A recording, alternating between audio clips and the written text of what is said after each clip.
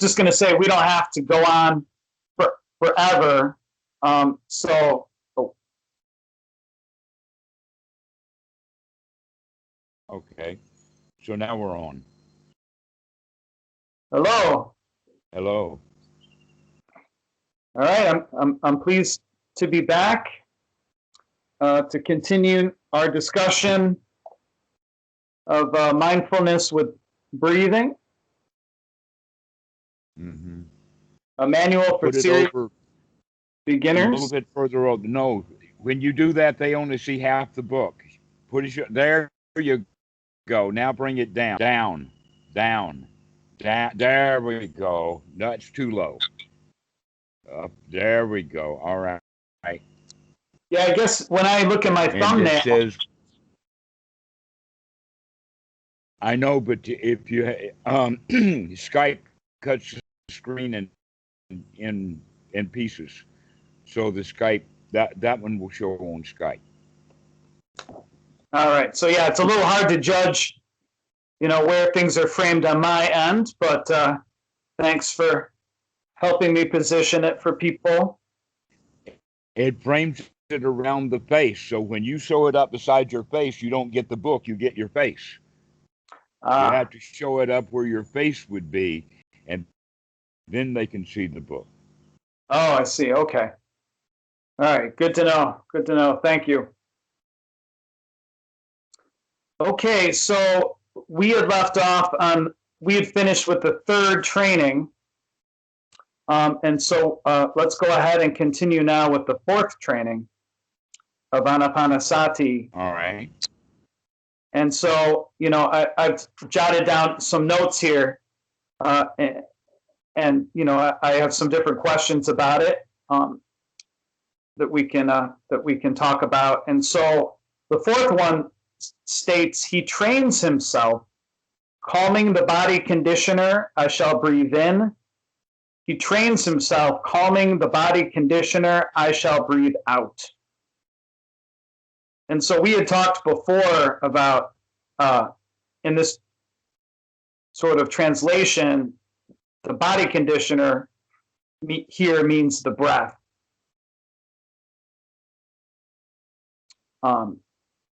And so, because the breath within this fourth tetrad, the idea is that you're practicing and getting insight into the ways in which the breath conditions the body. And in this particular training, how it calms the body. You can use the breath to calm the body. Mm-hmm. And he said, let me interject something very quickly there. The Thai language doesn't do singular and plural the way that English does. So when Bhikkhu Buddhadasa is talking about the body conditioner, he may in fact be speaking about the body conditioners, more than one. But Santikaro is hearing the singular in the Thai and just saying singular, where in fact that should be translated as plural. Oh, yeah. Okay, so now we're talking about there is more than one body conditioner, and the breath is one of them, but feelings are another conditioner. For instance, if you get angry, your body conditions will change. This is why they talk about red. The face can get red. Why? Because the blood is being pumped strongly, that the adrenaline is coming. So we also have to understand that there is more than one body conditioner that can help calm the body, because when the feelings are calm, then the body will be calm. And when the feelings are not calm, then the body will not be calm. But that also has the opposite effect of calming the body down, will also help calm down the feelings. Everything is interrelated. And in that regard also, in order to calm the body with the conditioner of the breath, that means that in order to do that, you have to use the mind to condition the breath, to condition the body by taking over the breath. But also the mind conditions the feelings. So in that thing, way to look at it is everything conditions everything. The mind conditions the feelings condition the body conditions the feelings condition the mind, and it goes back and forth and up and down like that. All right. And this is something to be observed, to start watching how things are conditioned, so that you, in fact, can condition the body, for instance, to relax with the breath. But then you might feel, by doing that calming, you become aware that there is anxiety there.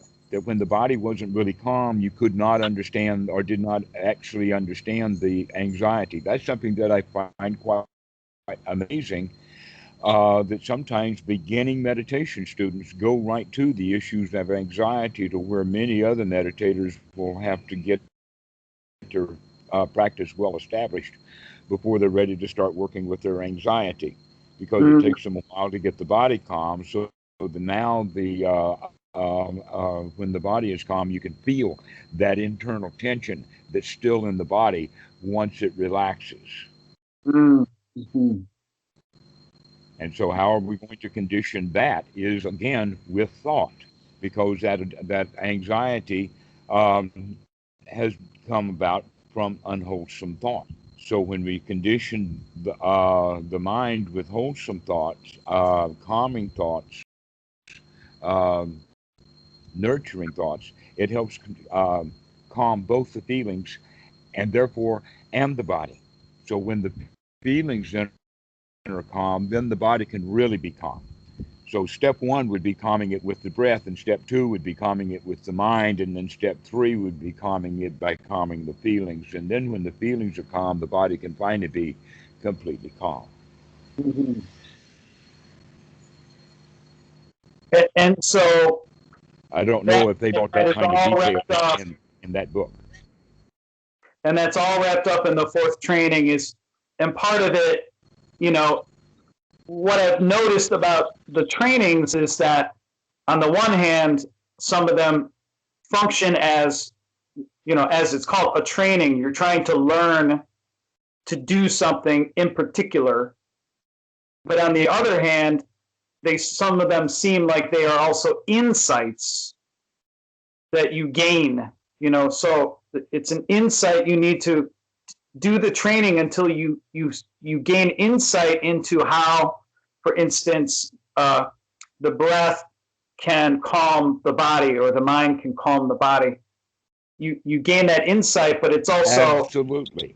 yeah. Okay. Just like the training or the skill of a musician, that once he has the skill of playing that song, now you can hear it correctly. But until we have the skill, then it's hard to be able to see things correctly. Okay, so we're Yeah. taking the analogy out of the music and hearing into insight or understanding. So it's important to recognize, and you did mention it, but I want to emphasize that the entire practice of Anapanasati is, every one of these steps is a training or a skill to be developed. So, long, deep breathing is a skill to be developed, but calming, or actually step three then would be the experiencing the body. That's also a skill to be developed. And as you develop the skill of experiencing the body, you begin to experience things in different ways. An example of that would be that as the body is experienced and calming down, that's when we get in touch with that anxiety that was there all along, that often is driving us subconsciously, that we didn't know it, but now we can actually see it. We can or experience that anxiety as a tightness in the chest, or as a some people experience it as a burning sensation or a tightness or whatever like that. And basically, what it is it's the physical sensation of having adrenaline in the system. Mm-hmm. Okay, and so then the training goes further in the training of step 9, for instance, is the training of experiencing the mind or investigating the mind, and this is very, very much associated with right view, and that the one point that's not actually in Anapanasati as a sati. In other words, there is no sati that is a step, because every step is sati. Mm-hmm. And it says that in the sutta, okay? But when that sati is translated into English, it becomes a very passive kind of statement, like mindfully he breathes and mindfully he breathes out. Misses all of the strength and power of what needs actually to be done. Mm.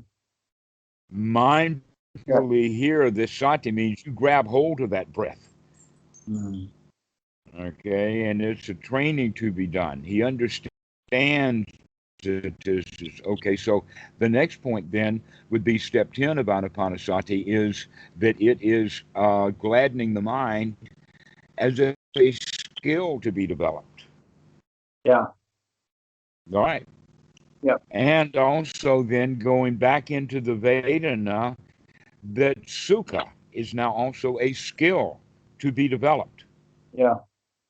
Okay. And that's a very important point that I wanted to make up so that you get it absolutely completely. And that is that using the analogy of the piano, you're not going to gain the skill of playing a piano by playing baseball, right? Right. Yeah. Therefore, if your intention is to develop the skill of sukha, or joy, or pleasure, or satisfaction, then you actually have to practice joy and satisfaction. Mm. That's an important point. It's not going to happen on its own. It has to be developed as a skill, just like you're not going to learn to play the piano by playing baseball. You're also not going to learn to develop sati, or excuse me, sukha, unless you're actually getting some of it to practice with. Yeah. Does that make sense? It does. Yeah. Yeah. Yep. Okay. So this is where so many meditators go wrong is because they whatever practice they're practicing is because they want sukha Mm-hmm. Right. that they don't have. But here we have to develop it as a skill, which means we have to have it to develop it as a skill. And part of the trainings, the ordering of the training, is laying the groundwork for you to be able to more effectively be able to say cultivate piti and sukha, which come in the future training. So training in the long breath and observing the long breath and the effect, gaining insight into the way it calms the body, practicing the short breath, observing the way in which it agitates the mind and the body, and then observing the breath, experiencing the breaths, and then finally using those insights and those previous skills to calm the body are, all prerequisites to enable you to more effectively be able to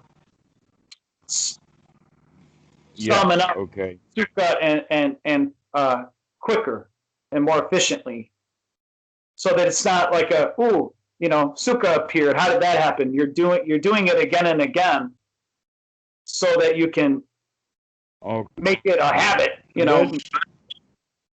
All right. Let's look at it in a little more formal way. And I'm going to bring in the reference of two suttas here besides the Anapanasati Sutta. One is Sutta number 19 in the Majjhima Nikaya, Two Kinds of Thought. And the other one is in 117 in the Majjhima Nikaya, and we're talking about one's right effort there. Okay.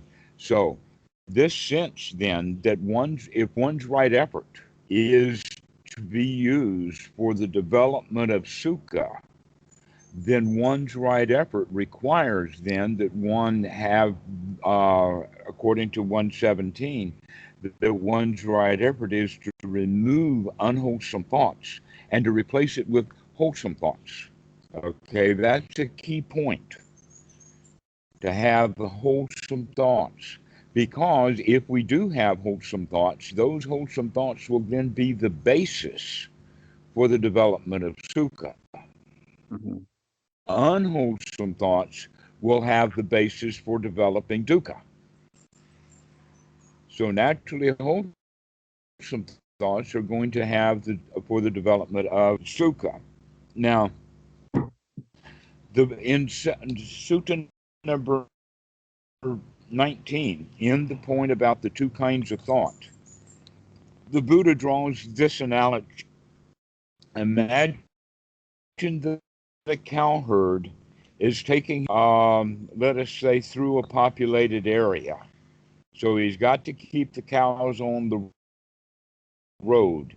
He can't let the cows just wander. He's got to keep them in line. And so he's there with a stick, and he will whack this cow and whack that cow to keep the cow from, saying, stepping on a child or knocking down a food stall or whatever like that. Because if that cow steps on, then he's going to, if it knocks down a food stall, the owner of the food stall is going to call all of his friends over and going to give the cowherd a whole lot of trouble. And so this Mm-hmm. cowherd knows that he's got to keep those cows in line while he is in this populated, right? But once he gets the cows out to the area where he's going to put them in the pasture, say that they're going to be now eating the scrubs of the rice after it's harvested. And so here he can look at the cows and sit under a tree and just watch them to note that the cows are there. Mm-hmm. You got that? Yeah. Okay, so this is 2/3 of the story. And so let's look at that in the sense that the beginning meditator has to actually be on guard to keep the cows in order, to whack that cow and to whack this one, but it's not whacking it in the sense of harming the cow or harming ourselves by whacking ourselves with our thought, but rather that we know that by whacking that cow and moving him out of the way, he's not going to cause damage. He's going to be doing his journey wholesomely and not being unwholesome. And so that's how all beginning meditators have to learn to practice, Mm-hmm. is in this way of whacking the mind to keep bringing back in wholesome thoughts over and over and over again. Now we put this back into the context of Anapanasati, and this is exactly what we mean by step 10 of gladdening the mind. So step 9 of gladdening the mind would be looking at that cow to see, is that cow about to step on a child? If it is, I'm going to whack him. Step 10 then is the whacking is that get back in line, let's have a wholesome thought. Mm-hmm. Okay.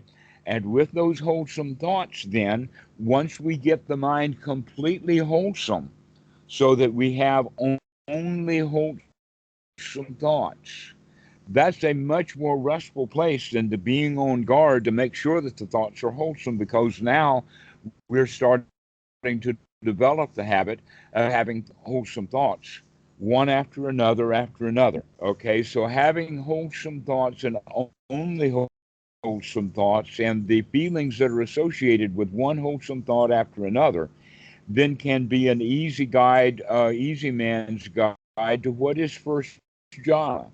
First jhana is the ability to get into wholesome thinking and maintain it and Mm-hmm. stay in that wholesome state. So getting the mind into that wholesome state is very much like having the cows when they're out on to get to the pasture. But once they get to the pasture, now the goat herd doesn't, or the cow herd doesn't have much work to do, because all he has to do is to make sure that the cows are there. Right. So he can actually sit under a tree and watch the cows. He doesn't have to be out there with a stick anymore.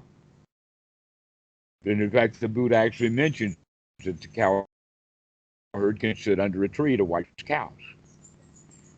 So this is the first jhana. Then is the state to where all of the sorts of wholesome, one after another, one wholesome thought after another, and this is a habit that we can form by taking the right effort originally of removing unwholesome thoughts and putting in wholesome thoughts. Now, this is the part that is missing in most meditation practices, and this is something that should be in the Anapanasati Sutta someplace in there of talking about that we have to put in these, and in fact, it's in the Gladdening of the Mind section. I'm sure that book has a Gladdening of the Mind section. Yeah. In one of the books on Anapanasati, it the funny part is that I remember exactly. It's after page 200 where this part of the book is talking now about gladdening the mind, and Bhikkhu Buddhadasa just happens to reference it in the sense of you should be doing this from the very beginning. This is the very first thing that you do, and yet he waits until page 217 to say that. Mm-hmm. And you have all of these book readers that are reading and practicing and reading and practicing, and it's only on page 217 when he says, oh, by the way, this is what the first thing you do is to start gladdening the mind. You have to take the right effort to take the unwholesome thoughts out of the mind and put wholesome thoughts in. And part of one of the really wholesome thoughts, by the way, that you could take in is actually a thought that's almost nonverbal. Let me give you an example of the kind of thought that's very wholesome and not.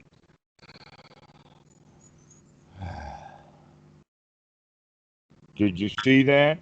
That takes thinking. Why? Because there is sati in there. To take that long, deep breath and know that it's a long, deep breath. And then to take an out breath and to know that it's a long, deep out breath is a kind of thinking. Mm-hmm. But it's wholesome thinking.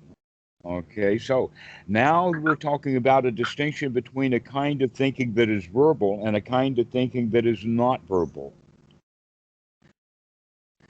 Because the next point in the sutta is where the Buddha says is that once the mind gets completely wholesome, and that there's only one wholesome thought after another over a long period of time, then the meditator begins to see that is a bit busy. That too takes a lot of effort.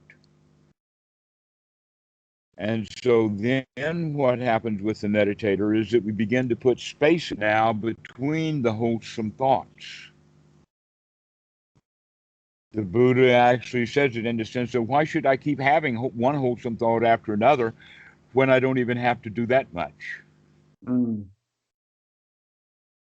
And so we start putting spaces between the thoughts. Now, when we begin to see those spaces, really, when they start to grow, that's when let us call him a budding jhana dude. He begins to see now the distinction between the first and the second jhana is merely that the second jhana is beginning to put spaces between the wholesome thoughts. Okay. Okay, so that space can grow and grow.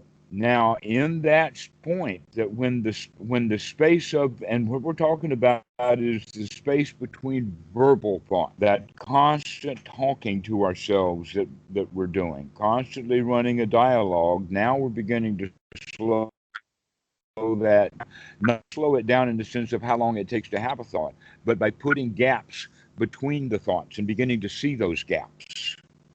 Mm-hmm. That's even more peaceful and more sublime than having only wholesome thoughts. But having unwholesome thoughts is dukkha. Mm-hmm. Having a mixture of wholesome and unwholesome is still dukkha. Having only wholesome thoughts is sukha, but it also is effortful. And so the next step would be to go and just allow these verbal thoughts to subside, leaving other kind of thinking and experiencing to happen. And this is when uh, the feeling of everything is really okay. Everything is really, really super fine.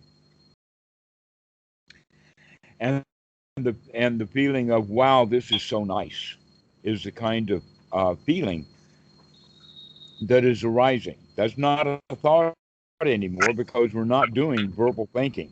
So that, wow, this is nice, is much more of a feeling or a realization rather than a thought or a statement. You get what I'm coming from? Yeah. This is what. This is why it is called, or gives the analogy for the second jhana, is that the piti becomes strong. It becomes. I would start to use the word overwhelming, but it's not overwhelming. It's just really, really present, and you feel really, really good. Okay, but when that feeling subsides,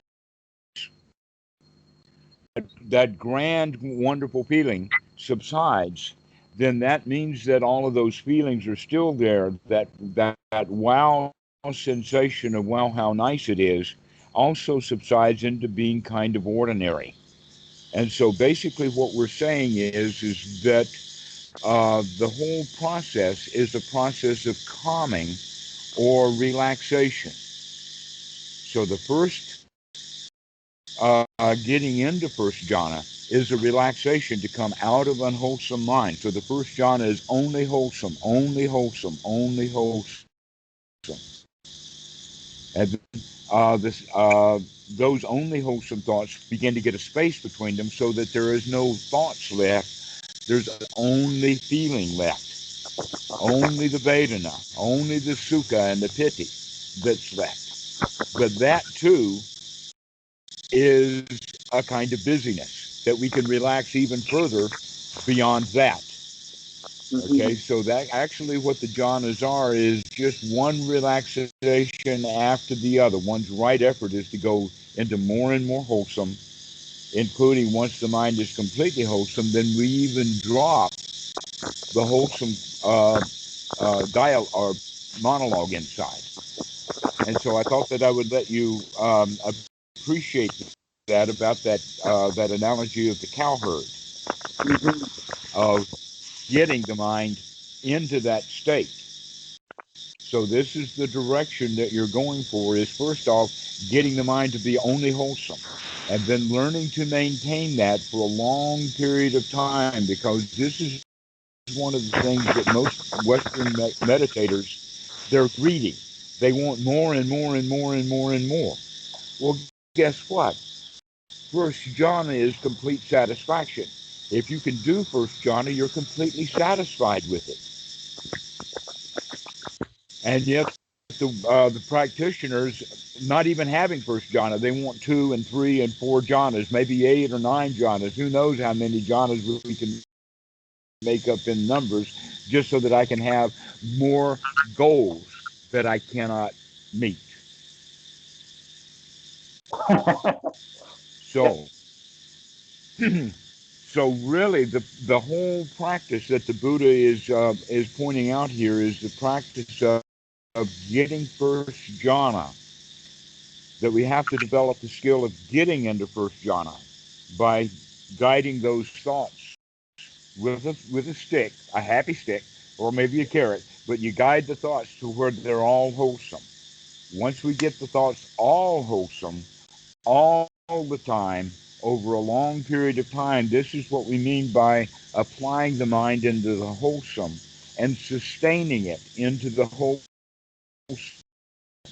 sustaining it out of the hindrances completely.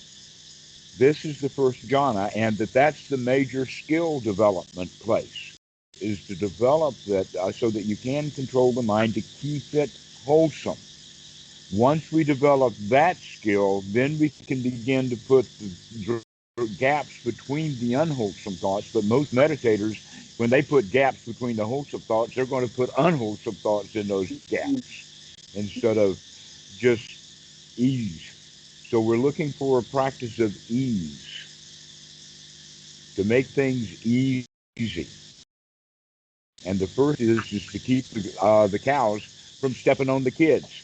to keep the cows from knocking down the furniture, to keep the cows in only wholesome thought. And then we can just watch them to maintain. The only job now is to make sure that they're wholesome. And that's how we would say sustain the first jhana. And that's what needs to be practiced, is that sustaining of the first jhana. And then later, the skill of leaving the first jhana is when we start putting the gaps between the wholesome thoughts. And what's a and so yeah, I just wanted to sort of jump in and acknowledge that. So this training in particular, I'm not an expert in different uh, teachings on the Anapanasati Sutta, but I'm aware that some teachers will say, okay, the fourth training, this is the one where you go ahead, you take a nice 10-year gap, and this is where you master all the jhanas, and you have to master them, before you move on. And so, some people, I think when they hear that, it throws them off. And so maybe Oh, this is, I'm intending to throw people off. I'm intending to do that yes, yeah, because they have been trained wrongly in the you see, if you think of it like this, they're making exactly the same mistake that Siddhartha Gautama made. He made that mistake. He spent 6 years making a big mistake. He was practicing jhana for 6 years, mm, and he was making a mistake because he was doing it the hard way. yeah, And when he would come out of jhana, there the hindrances would be again. yeah, That's why the major change is to get this first jhana completely developed, rather than a little bit of first jhana, let's jump into the second jhana. A little bit of the second jhana, fine, let's go for the third. Third jhana, fine, let's go to the fourth. But when the dude comes out of any of those states, he comes back not to first jhana, which is his new base. He goes back into hindrances. And that was what was happening to the Buddha also.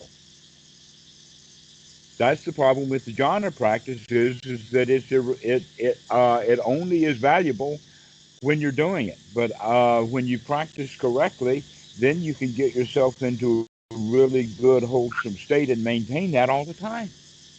And the only place to go is not from wholesome to unwholesome, but from wholesome to a little bit less wholesome. yeah. Yeah, I think there's a lot of confusion out there about jhanas, and because the way people talk about them are different, the way people define them are different, and I think that That's because here's the reason that happens. Number one, bad translations. Number two, people talk and they don't read the suttas. Number three, they talk some more and then their students talk, and soon you have diversity. Have you ever heard of the game is called telephone? oh yeah, And the kids will play around it where you've got 10 kids in a row, and the teacher will whisper into the first child's ear a little story. The first child will tell that story in the ear of the second child, and then after they go down through it, then the 10th child gets to tell the story out loud to impress with everybody that the story is not the same. It may be completely different, and every child added their little bit and piece to it. yeah, This, okay, this is one of the reasons why so many of us want to go back to the original teachings of the Buddha right, rather than going with the commentaries and right. later literature, to where some people say, "Oh, I want it all," and so they want all of it, and so they get stuck in later literature often. Yeah, and so I think it's good to clarify. I think for a certain type of practitioner, the predominant understanding of jhana would be what they sometimes, I think, people call like the Visuddhi Magga style jhanas, which are very hard states of absorption.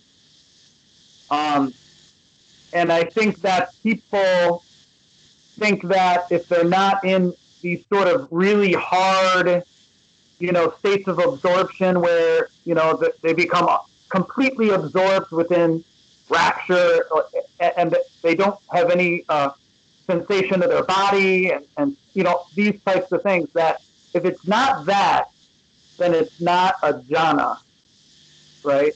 Like you would know, because it would just be like all of a sudden, boom, you're in a hard jhana. And if it's not that, then it's not a jhana. But what seems to be the case, and what I'm understanding of what It's you're, interesting. the sutta, It's interesting. It's interesting. You're using the word hard.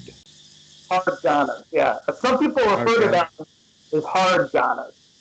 All right. Guess what? There is no sutta reference to hard jhanas or soft jhanas. There is no reference in the suttas to vipassana jhanas versus legitimate jhanas. There is nothing in the suttas anywhere about wet or dry. Also, Bhikkhu Buddhadasa has been known to say that the Buddha only taught one kind of meditation. The only meditation he taught was Anapanasati. And if you see the way that the Anapanasati is structured, especially the Vedana section with the Sukha and the Piti, which are the key points, and you can then suss out that the entire practice of Anapanasati is to generate the first jhana. Yeah. That's what it's for. There's also Suttas number 36, where I read it to some students from time to time. I can get it out and read it to you, but it's in Sutta number 36, and the reference is to the rose apple tree, where the Buddha was saying this was basically at the point in time when he crawled out of the creek that he couldn't get out of because he had emaciated himself and did not have the strength to even stand up and walk. And that's when he recognized, how could I have the strength that I need to practice and gain enlightenment? Yeah. And then he referenced the rose apple tree, and he says, while I was a youth, when my father was doing a plowing ceremony, that I sat under the shade of the rose apple tree and went into first jhana. And then he asked the question, why have I been now recently afraid of that sensual pleasure of the sukha of the first jhana, when in fact it has nothing to do with sensual desire? And then he said, then he came upon the point of, now I know that the first jhana is the path to enlightenment. Now, I know that's going to blow a whole lot of jhana dudes right out of the water, but that's exactly what the whole point is that it's not getting yourself into some higher jhana that you don't have the skill in, so you're easy to fall out of it, but rather that we have to practice this first jhana to keep the thoughts wholesome until we get them to the point that they are naturally wholesome. That's the whole point of it, okay? And that's why first jhana is about applied and sustained thought, so that we can apply the mind to the wholesome and sustain it and keep the mind in a wholesome state all the time, every thought, one thought after another. And now, when we know that we are thinking only wholesome thoughts, we can relax our vigil on the thoughts and just let them be wholesome. And that's now the fruit of the first jhana. The fruit of the first jhana is to relax, knowing that all of the thoughts are wholesome. And it's a very pleasant abiding. Yeah. So I've also taken a look at, excuse me if I pronounce his name wrong, Tanasaro Bhikkhu, Tanisaro. Tanisaro. Tanisaro. So he has a book called With Each and Every Breath. And he gives some criteria for the jhanas. And so the way he defines the first jhana is he says that there are five elements. There's directed thought. There's evaluation. There's singleness of preoccupation, he calls it. I think That's exactly what we're talking about here. The applied and sustained thought. We're talking about it.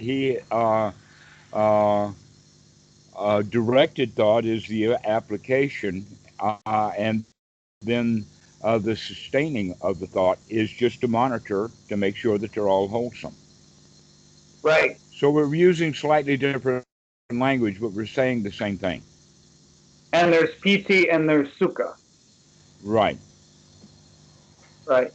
And then and the sukha comes from the fact that you're only having wholesome thoughts. Okay. And you begin to experience that everything is wholesome. Mm-hmm. Because dukkha is when we're experiencing things are not satisfactory, they're not wholesome. But once we have only wholesome thoughts, then we have the feeling of everything's all right. No dukkha here. And then the second jhana drops directed thought. He drops evaluation. And right. So what's left Those are the discursive thoughts, or the thinking, or the verbal kind of thinking is what's dropped in the second jhana. Yes, that's correct. The whipping of leaving nothing but the piti and the sukha as the predominant experience. And then the way he a little analogy he gave was sort of like of a camera, so the first jhana, it's like you're looking into the frame, into the view of a camera. Uh-huh.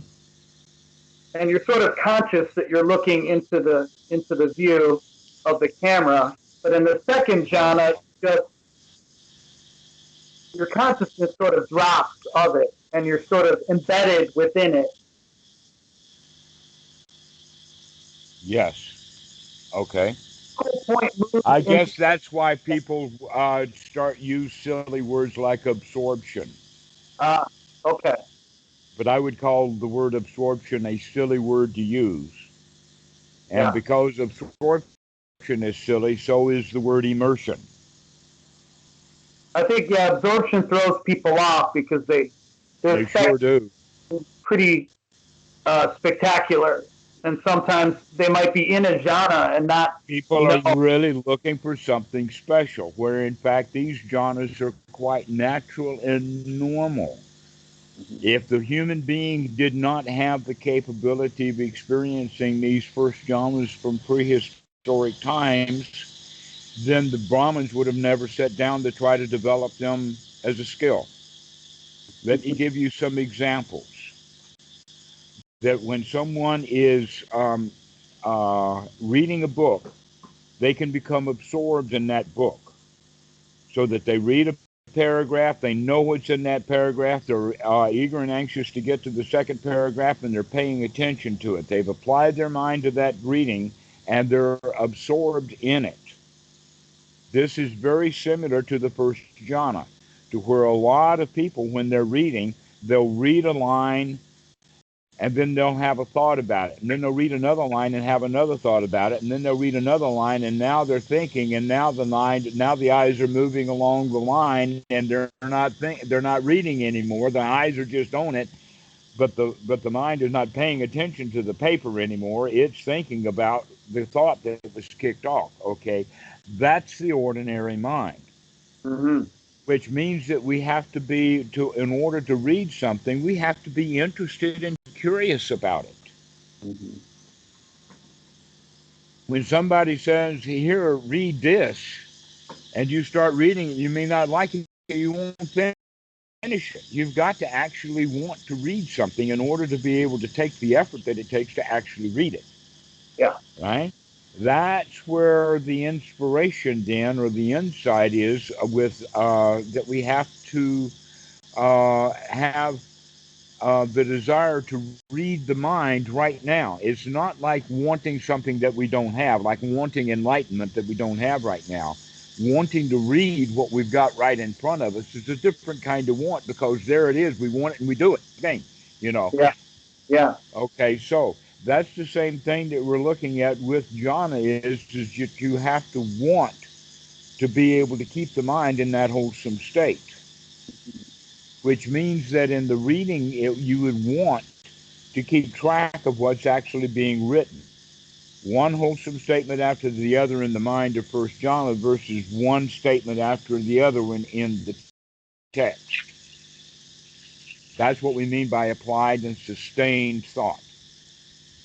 Okay, now he uses the word evaluation, but the evaluation is to evaluate to make sure that this is a wholesome thought, or to evaluate it to see that it's not a wholesome thought, and to throw that out and put a wholesome thought in. Yeah. Okay, Yeah. so then that part drops away in the second jhana. So let me give you a natural example of the second jhana. I'll give you both a primitive example and a modern example. Mm.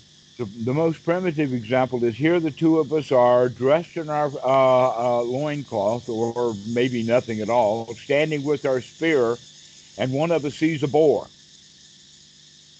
Once we see that boar, our number one item is to catch that boar, but we've got to keep our eye on that boar. If we lose sight of that boar while he's running away from us, we've got to chase him. We've got to watch everything that he's doing, as well as being able to jump over logs, run through thickets. But we got to keep our eye on that hog, because if he can disappear from us, we won't get him. This is then the second jhana, is because we're not thinking about something else. We're not thinking about all the logs that we're jumping over. We keep our eye on that hog. Number one, keep your eye on that hog. Don't let that hog go out of sight. Yeah. All right?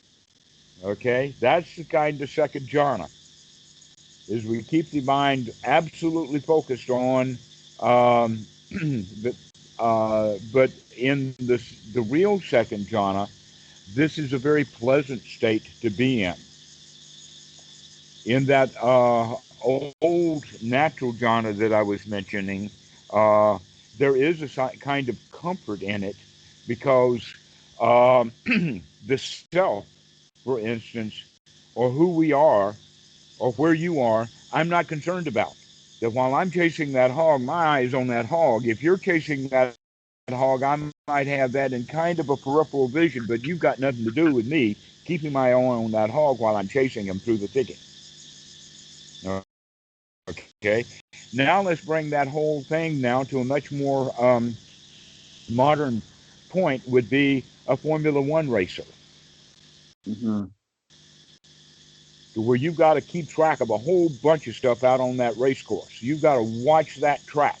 You got to see what's going on, because you got to be quick. You're going to have to watch what's going on and respond to it quickly. And so in a Formula One racer, they just have that on the streets of Europe. They don't have it like the racetracks that they have in the States. And so some little old lady could wander out on that race course. If you have the thought, that lady should not be here, you just killed her, because you're going so fast. All Right. right? If you Yeah. have a thought she shouldn't be here, you've missed her. Or Yeah. you've actually hit her. You haven't, right? You've got to be quick.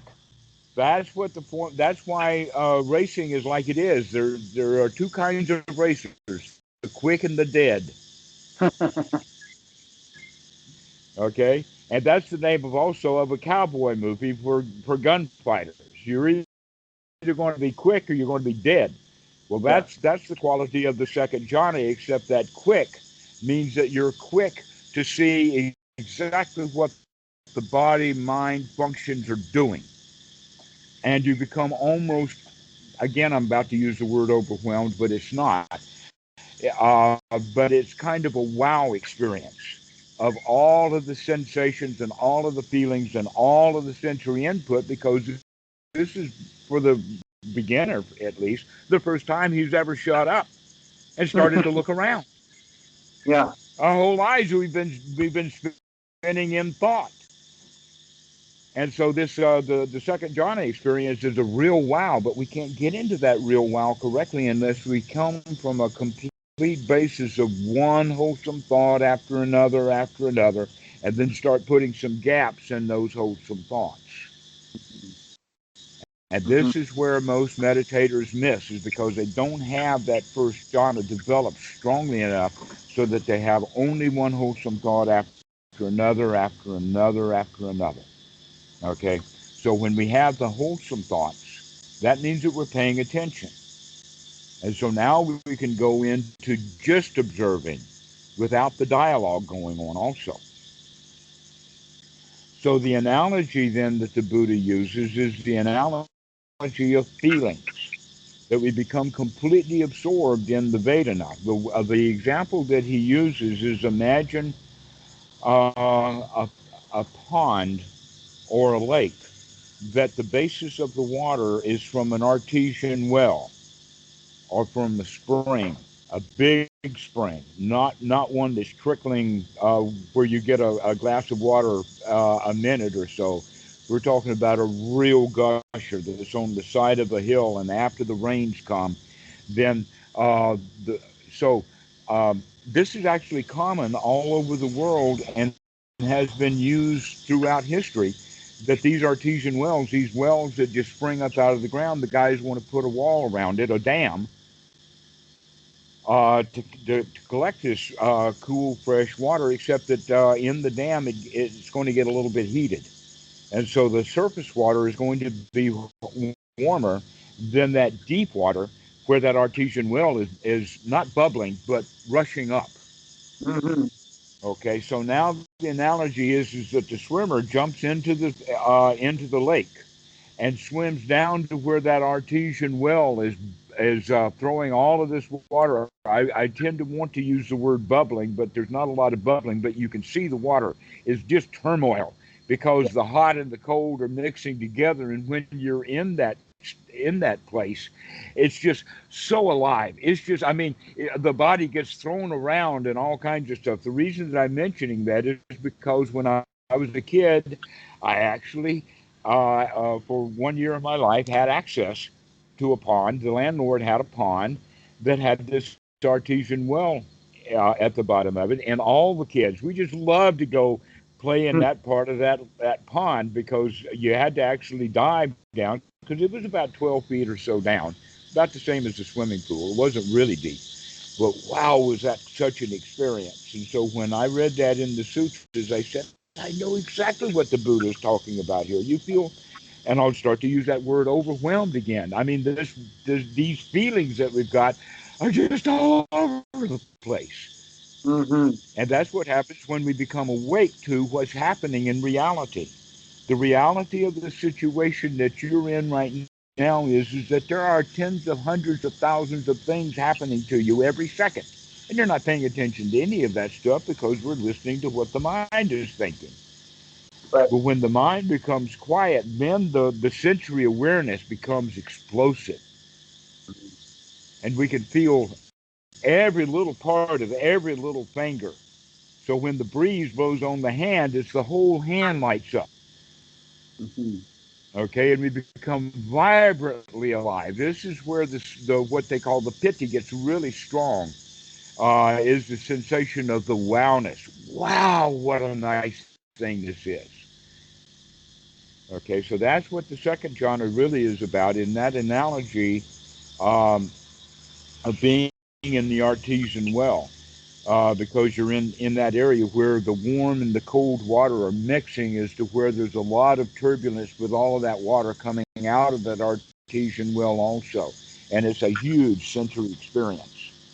Mm-hmm. Okay, and now That, he wouldn't have used that analogy because it's kind of an unusual analogy. A lot of people, I would imagine, I can tell that story to 10,000 people, and only a few hundred will know because they've never been in an artesian well. yeah.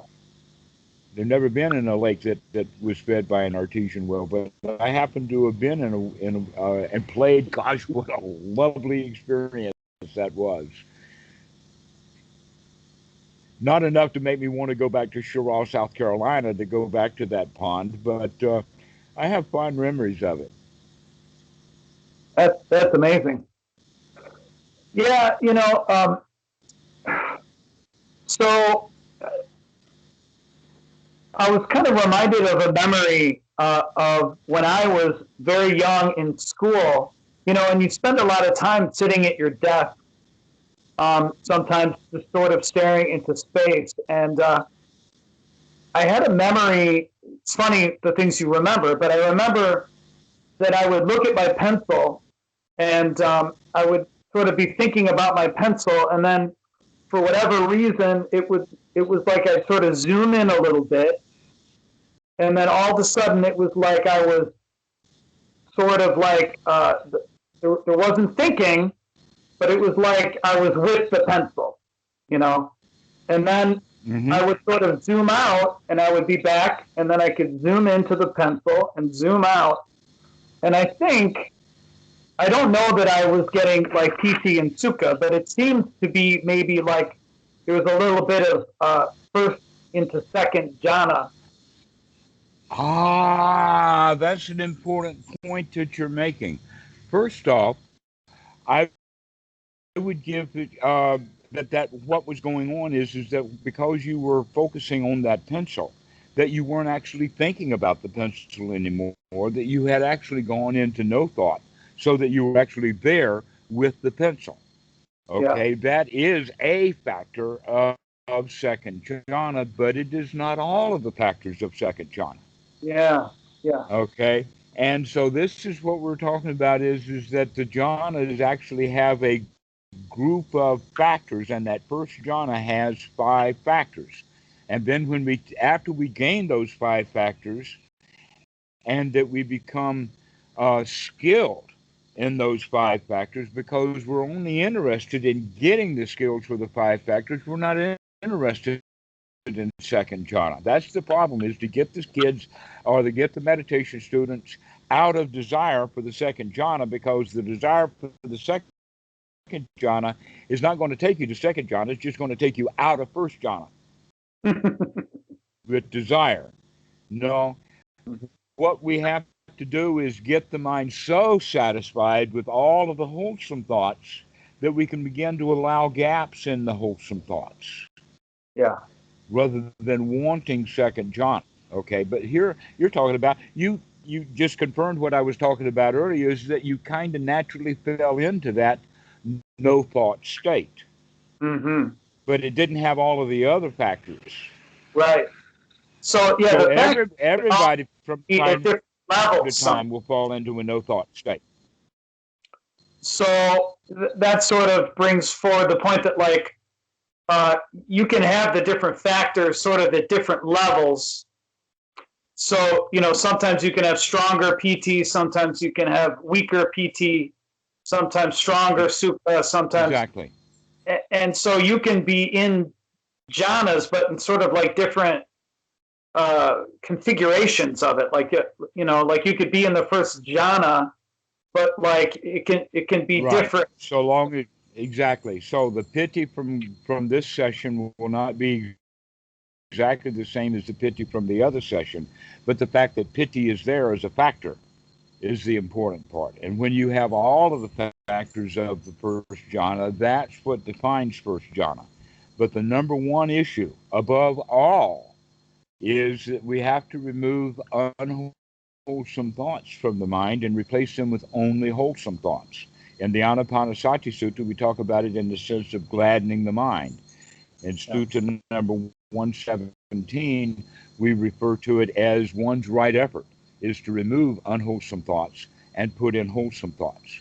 And then we use Sutta number 19 in it with that analogy of the cowherd, that he's got to keep the cows uh, in line to keep them from causing any damage. But once he's got them in line, now he does, or when it's safe because there is no danger, and he just only got wholesome. Now he can even relax that, so that he doesn't have to. He can just make sure that you're wholesome. After that, that everything is wholesome. That's when we begin to develop the second jhana. Now here's the way to develop the second jhana is actually by removing some of the unwholesome thoughts. So one kind of wholesome thought would be like a little chant that one could go over Itipiso Bhagawa Araha Samma Sambuddho, or we could go to a shorter one. And eventually what they would go for would be down to Buddho, with Bu on the in breath and Do on the out breath. And Buddho, I would assume, is a wholesome verbal thought. But as And we do Bu on the in means, breath and Do on the out breath, you'll notice that there's some space or some gap in there. yeah, Especially on the out breath. If you do an out breath after you do the Do, if you wait for the next in breath, and there's a big gap between that Do and the next Bu. So that's the training for getting into the second jhana, is by putting gaps intentionally, using again Anapanasati, using the breath to begin to put some gaps in there, so that when you breathe out, you let the mind relax and stop altogether. And then when you breathe in, you start letting the thoughts start back up again. And so this is the training, going in and out of first jhana, is to put the mind to where it stops completely and then comes back into the wholesome, and then stops completely and then remains completely stopped for a little while, and then comes back into the wholesome, and then remains, then goes back into the silence again. Now, during that silent time, that's when sensory input gets very strong. What sensory input? All the sensory input that's always been there that we weren't paying attention to because we were too busy thinking. Now that we're not thinking, we can actually experience. Mm-hmm. And so this is why the word absorption would be used, is because, number one, we talked about it immediately, in the sense, if you're going to jump into an artesian well, you're immersed. That's immersion right there. That's absorption. You're absorbed in it. It's all over you. You have good tingly feelings all over your body.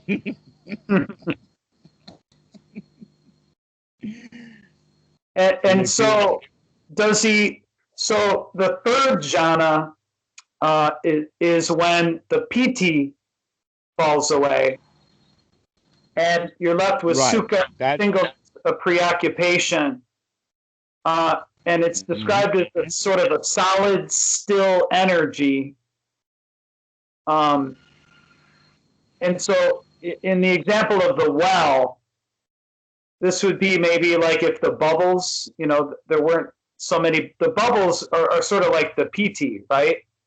The sensation of all the turbulence. This would be like you fall into a very quiet, stable state where you're not thinking, but you're very happy and contented. That's the sukha, the predominant. Exactly right. But and so basically, what you could say would be is that you get used to being completely absorbed in all of the sensory awareness that we have been ignoring our whole lives. Yeah. So now that we're really paying attention to it, it feels a bit overwhelming in the second jhana. In the third jhana, it becomes kind of ordinary, so that we're left with that feeling of well-being and happiness and peacefulness, but it's no longer as exciting as it was in the second jhana. Yeah. And that's why Second jhana is actually exciting. Now, isn't that interesting that we're coming from unwholesome thinking down to a more restful place of only wholesome thoughts, down to another place of where even the thoughts themselves have gaps and spaces in it, down to the point that now there's a point where there's no thought at all, and still that is quite exciting. And so now we even want to still that excitement of the second jhana down into the third jhana, is by stilling that excitement also. Mm-hmm. Okay. And by the way, we have gotten kind of off topic with the point of the fourth tetrad, so I guess we could do that one next. But I will leave you with this: that let us say that the four jhanas are like a violin with four strings, right? I think I've seen a violin occasionally that had five, and for sure string basses will sometimes have five, but normal violins have four strings. Okay, to get that first string to sound on a violin requires the whole violin. It requires the body, the neck, the bridge, at least one string, the nut, the curl, all of that stuff in order for that violin to make one note is the entire violin. To make the second note sound, all we have to do is just add one little string. And then to get the third note to sound, all we need to do is just add one more little string. And then to get the fourth one to sound, we need just one more little string. So in fact, getting the violin in the first place was almost all of the work. That's the way that we should approach the jhanas also, that almost all of the work is going to be getting into the first jhana. And that's the jhana that the Buddha says is taking one to enlightenment anyway, is getting the mind into wholesome thoughts and being able to maintain and sustain that. And so I would say that it would be like this, that 90% of one's effort is going to be to get into first jhana. After that, of the effort that's taken is no effort at all, or taking the effort to stop making effort. So from 90 to 95 would be then the second jhana, and then to 98 would be the third jhana, so that the fourth jhana is really easy to move in. Now we only got 2%. 90% of all of the work that we had to do was to get into the first jhana. That's the way that we should look at it. And yet everybody says, well, I don't care about the first jhana. That's ordinary. I want the second, the third, the fourth. Hey, the fourth, I want 8 of them. Yes. So, and the real work is to get into that first jhana. So this is a quote from the book. It says, in our practice of step 4 of Anapanasati, it is not necessary to enter jhana completely. We need only to have a sufficient and appropriate level of concentration to continue with our practice. That is enough samadhi, the feelings of piti and sukha are also present. We shall need the feelings of piti and sukha in the next step of our study. So it's, to me, so basically what he's saying is that a better way of being able to say that would be is that you don't need to be in first jhana to do it, but if you do this, it will help you to go into first jhana. That you do need to develop the piti and the sukha. Right. But then we can also begin to do the fourth tetrad. And so let's postpone the next talk for going into the details of the fourth tetrad, because we need to compare it with the Satipatthana Sutta and some other stuff. But you're absolutely right that in fact the fourth tetrad is part of what's used to help get into the first jhana. Yeah. And I think that he was also saying it to belie the belief some people have that at the fourth training, you have to master, the 4 jhanas and then the 4 formless realm jhanas, and until that happens, you can't move on. And I think some people have taught it that way. And so what they're saying is sort of like what you're saying, the first jhana is really all that's needed to move on. And even to move on to the 5th training, you don't need, you just need the piti and sukha, because those become the trainings of the 5th and the 6th, and so on. Clearly, most obvious, the most important thing is the removal of the hindrances and having only wholesome thoughts of the here now. That's the most important thing. Without the removal of the hindrances, without having the mind secluded from the unwholesome, we really can't do much of anything. Yeah, and I knew that So this just particular like training would be you a can't read a book if you can't read, if you're not reading the book, if your eyes are just on the page but you're thinking about something else, you're not reading that book. yeah. So maybe just So we a have quick. to have the focus. I had a quick question about something that sort of becomes within this fourth training, and we can maybe talk about it next time. But maybe just a quick word. So some teachers of Anapanasati focus on something they call the subtle breath energies. And I don't know if this is something, it gets a little reference in Buddhadasa, but this would be like Ajahn Lee, for instance, subtle breath energies or prana.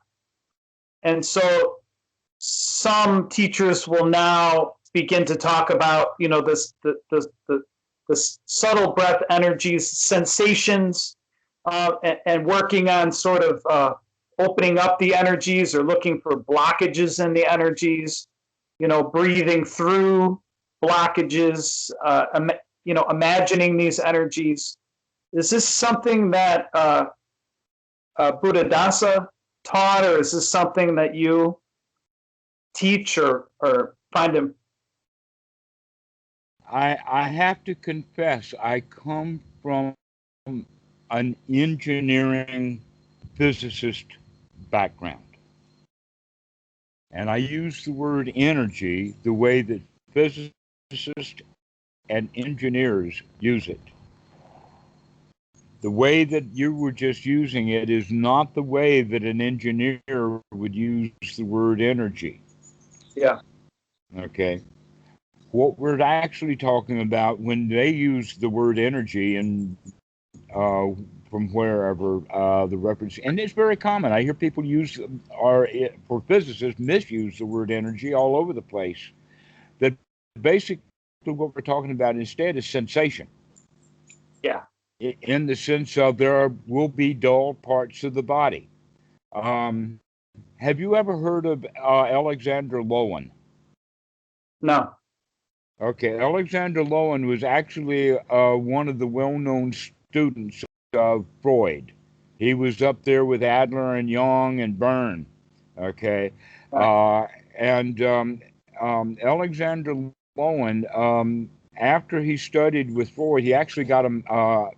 He went to Switzerland and got a medical degree because he was too old to get one in the United States. So he goes to Europe, he gets a medical degree, and he starts putting together Freud's work with the body. And that he came up with a system called bioenergetics. And I happen to have had a girlfriend for a couple of years who was already trained as a bioenergetic therapist. And so she did some of that stuff with me also, teaching me all about it. And what I came to understand with that is that through Freudian psychology, various parts of the body in developmental psychology develop differently. So the person who has anal issues, and you've probably heard about the anal issues in the sense of the terrible twos, and the child is learning to say no, and these kind of people will kind of puff up their chest so many times throughout their life that they wind up being barrel chested. Okay, Yeah. so this is the way that the body, and so you will have the personality as a child grows up define what kind of physical body that they're going to have. It is not just what food that you eat, it's the mental food that you eat also. Now, in this system, they also look at that there are various parts of the body, and you might be able to do this with yourself or have one of your friends go with it and take your hand and put it on various places on the body to feel the various temperatures. For instance, many people, their butt will be cold. The butt itself will be 2 or 3 degrees cooler. And that, by the way, the medical profession knows all about that when they're taking temperature. You have oral temperature, you have rectal temperature, you have under the armpit temperatures, and all of that kind of stuff. and that there's subtle differences that are normal like that. And so this is one of the ways in that we can recognize that there are temperature changes in the body based upon what kind of flood flows and blockages and all of that kind of stuff is there, as well as Alexander Lowen has various exercises to help wake up these parts of the body, to get the blood flowing and to bring sensation back into those parts of the body. This is what they're talking about in energy. It's not really energy, it's that we're changing the relationship of the blood and the temperature and the sensations and that kind of thing. But when we use the word energy, we're almost using magical language. Yeah, I think it can be a little, right, confusing, because some of the way in which I was kind of thinking of it was because some of the teachers, they talk about it as, it's unclear, right? Sometimes it seems like, are they talking about something actually there, or are they talking about just being aware of sensation? And so is it something similar to maybe the scanning method in Goenka, where he would say, okay, now, go to a part of the body and try to become aware of sensation there, and Mm-hmm. and kind of maybe direct attention to that area until you begin to feel the sensations there. And so it Right? is something similar to that, Absolutely. but in To go some way, one step breath. further, what you're talking, mm-hmm. To go one step further, the Goenka method, you could say, then would be the organized way of doing step 3 of Anapanasati, to experience the whole body. And he's doing it in a very, very systematic method. For stop at the top of the head and move around and down and all of that. Been there, I've done that many times. Um, Goenka is a fan of the natural method. And the natural method has to do in the sense of one by one as they occur, or taking things in a natural order of events as opposed to a formal structured order. For instance, Western education is formally structured order because all the first graders learn the same thing, and then all the second graders learn the same thing. And by the time the kid's in the third or the fourth grade, he may not fit into that class anymore. He may be advanced or slow, but they don't care. They're teaching fifth grade. This is fifth grade. You're in the fifth grade. You learn what fifth graders learn. Okay, so that's the organized method. All right. A much more natural method would have the kid, the 8-year-old, doing calculus because the kid likes calculus. Yeah. That would be the natural method of doing it. Okay, so the natural method of waking the body up would be the part of the body that has something to say, would be the part that you would want to pay attention to. An example of that, in fact, in the Satipatthana Sutta, it spends a lot of time talking about how to use the hands and to bring it to be aware of grasping, reaching, touching, withdrawing, and another one would be to keep the hands away from the face. A lot of people touch their face because of scratches or itches or whatnot like that. So another way of saying it is that you're only going to allow the hands to do what you intentionally want them to do, and that the hands don't do things, or the body stops doing things that are subconscious.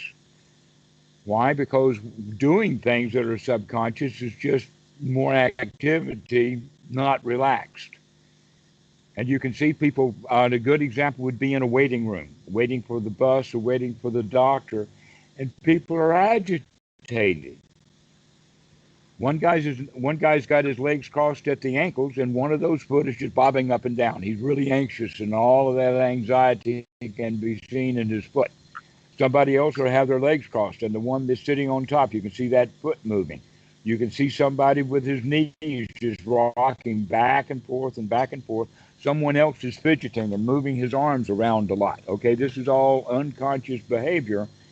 But when we're sitting still in meditation, that's when we begin to have the awareness of the body as the body, just sitting there, just sitting and holding. And so the beginning points would be to learn to not move. That would be the first training of the wholesome. Mhm. But we're not going to be able to live like that. So this is part of the training for the sitting practice. But when we're out in the world, now we're going to start watching what the body is doing. We're going to, if we're twiddling our thumbs, we twiddle the thumbs consciously by rolling the thumbs around each other and feeling all of the sensations or whatnot, rather than uh, rolling the thumbs around ignorantly, not knowing what we're doing. So we begin to pay attention then to the subtle movements of the body, the subtle movements of scratching, adjusting postures, all kinds of things like this. So this is part of the experience of um, experiencing the body on the road towards tranquilizing or bringing the body to a state of rest. And so this is basically classical Anapanasati, is to begin to watch the body with the intention of bringing it to rest. And we do that all day long start to be mindful of what is the body doing.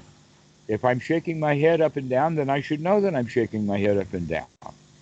If I'm talking with great gusto and making a point, I should know that I'm making a point. What are my hands doing right now? What kind of gestures? What are they doing? What is my face doing? What is my arms doing? We start to pay attention and wake up to what the body is doing with the full intention of, okay, you can relax that too. If you catch yourself agitated with your foot shaking up and down, you can say, hey man, take it easy. You don't have to flush that adrenaline out of the body by having that foot agitated. Look at what the mind is doing. Mhm. If you stop agitating the mind, the body won't be agitated. Mhm. So this is how we begin to put Anapanasati into practice throughout the day,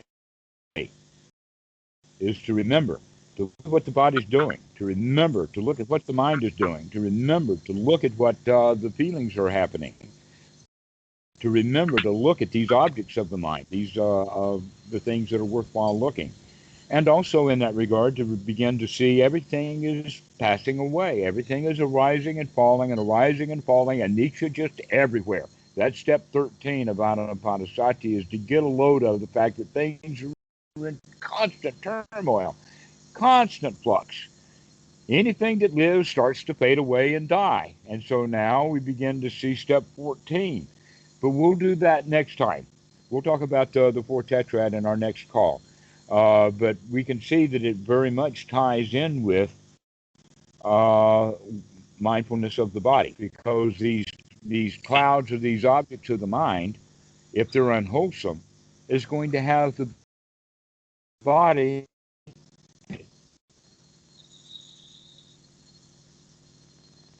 huge feedback loop. So we get all kinds of information, start to look and pay attention. Yes. All right. Well, thank you once again. Wonderful. All Wonderful. right, this has been a delightful. Thank you, Alan. Yeah, I knew this was going to be a big one, but it really was very informative. Thank you. I'll talk to you again soon. Go have some happy thoughts. Go have some wholesome thoughts. I will train myself. I will train myself. Yes. Train See you. yourself, exactly. See you.